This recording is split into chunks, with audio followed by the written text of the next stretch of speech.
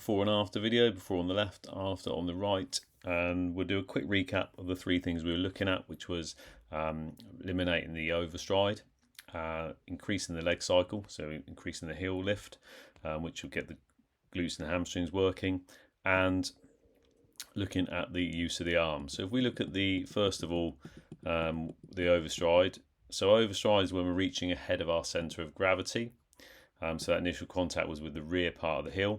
So what we're looking to do is we're looking for to have no gap between the knees, which is what we've got here. And then from the hip down, we can see that we're landing quite far ahead of that centre of gravity. The compensation means our body will slow down because it breaks, and it breaks by the upper body starting to fall forwards, which then means that the body will be in contact with the ground for a longer period of time. So we can see where that's happening here. So that's as a quick recap on the left hand side. And if we take it through to the right,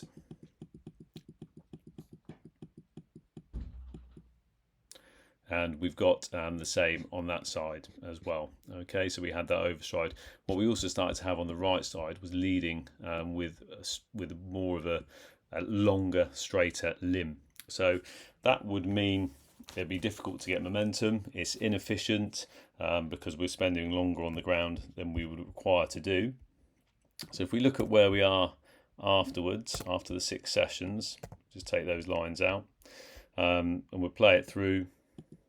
So when we get into that contact on that rear part of that heel, we can see that we've got a really good position whereby when that's firstly coming into that contact, there's literally next to no gap between that knee. So the legs are passing exactly where I want it to be. Contact in relation to the hip is absolutely fantastic. It is going to be right underneath that centre of gravity. The consequence we have on there is that the body posturally is now nice and tall, so running in a tall manner. When we come into that point here, that's a perfect image of the no gap between the knees. And what's really fascinating here is the angle of the shin. So if we draw this line in here, we've it's perfect technique whereby we're looking for the shin to be perpendicular, and that is absolutely 90 degrees where we want to be landing. And we're also coming down with a soft knee, so it's absolutely exceptional technique in terms of that point. So we've got a soft knee in that position. Posture, we're all in line, so we're going really well. So that's on that left side. If we look at the right foot as it comes in, and we're getting that contact. Again, our landing point is exactly where we want it to be. Just take out this line here. We've got that soft knee in position. We're bringing that in, and that is the same. So it's 90 degrees. So we've got it exactly the same on both sides. Where the shin is perpendicular, where the foot is coming to land is underneath that centre of gravity of that hip. So we can see there that is going to be an inch and a half from that hips, which is exactly where we would want Melina to be placing that foot, or any runner to be placing their foot. Now, this is efficient compared to before for the following reasons. Melina's not overstriding, which means she has next to no braking forces in the running stride. She's also not spending as much time on the ground, as she is now towing off closer to the centre of gravity. So what there is now is there's more flight time when both feet are off the ground. And when we come on to the heel lift, we see that she's utilising and firing up the glutes and the hamstrings, which are those power muscles to send us forward.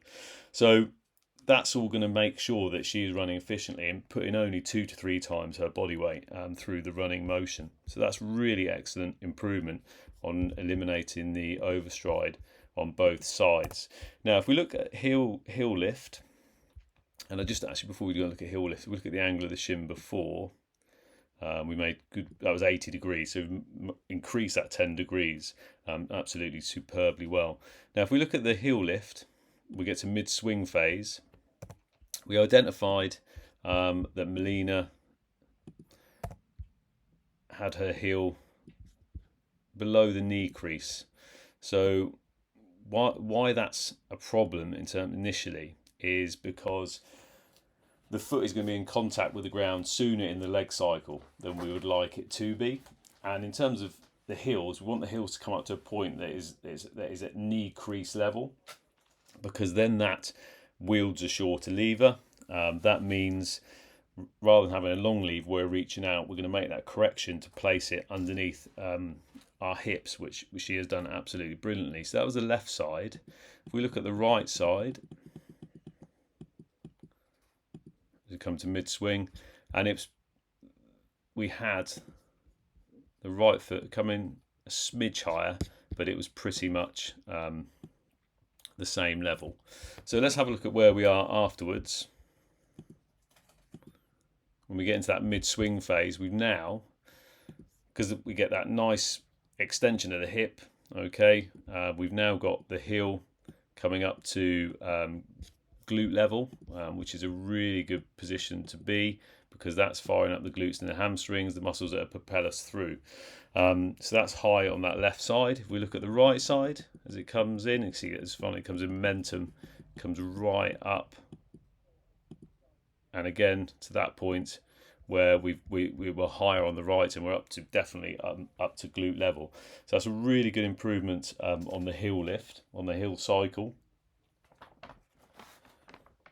And what we've got there now is greater use of hip extension rather than pulling through at the hip and the quads, which is what we were doing before. Now, to just demonstrate that, I said beforehand that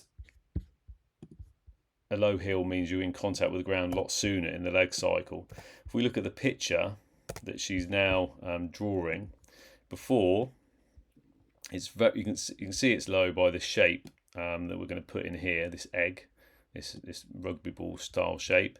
And if we look at what Melina's doing now afterwards, may need to adjust these slightly, you will see that she's leading with the heel and drawing nicely round that circle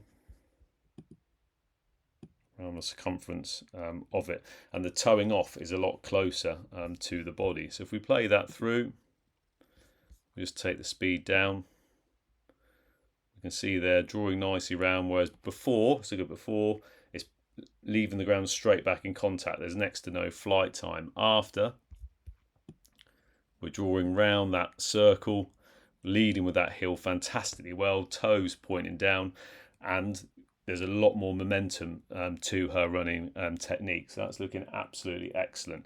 And we're using those glutes, hamstrings, power muscles.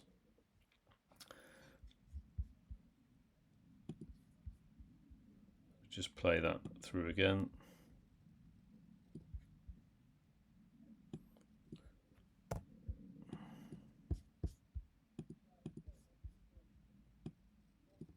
And she's really consistently as well going right to the top of that circle. And you can see the difference in the flight time. It's running taller, looking springier, looking lighter, really controlling the belt of the treadmill. So we'll move that on now, and we'll start to look at arms. So once we just do one more cycle of that, we'll take these shapes off. In terms of the arms, before, we identified that Melina did have a good angle of the arm anyway, at 90 degrees, nice light fist on both sides, but there was very little movement, and we can see that the arm's just doing little circles. There was no real purposeful drive of the elbows backwards before, and they were very much a passenger, and there was more twisting in the upper body. If we look at it now afterwards, that's a superb image, because what we've got is those arms at 60 degrees we started to refine it to, which is really good, but we've got that left arm coming back to the hip, which is absolutely superb. So we've got that elbow coming back, which is brilliant. So we can tell that by the gap between the Spurs third shirt and the forearm, which is really good. And then we've got the other hand driving up, and it's coming up to chin level on here. What we're starting to refine to is bring it to shoulder, and it's just now be just a case of working on that to get that consistently, because fast arms will lead fast legs. If we play it through, And again, absolutely identical. So we've got the right arm now coming back to hip level. Okay, so we can see that there, the top of the hand. And then we've got the other hand, again, coming up to chin. So we just want to lower that. And we just start to, Melina starts focusing, just bringing it down to shoulder, maybe armpit level, because the short or faster arms will pick up that speed as well. Okay. So really good improvement on that arm drive. And if we just play it through here, because it's very consistent movement, arms, elbows back and further forward. All in all, Melina's done a brilliant job on improving those arms. She's now got rhythm, balance, control, looking lighter, faster on that treadmill, which is evidenced by the speeds that we got up to, particularly in that last session. And the consistency of that arm coming back to hip is very, very good. So I'll finish that video there. Any questions, please do not hesitate to contact me.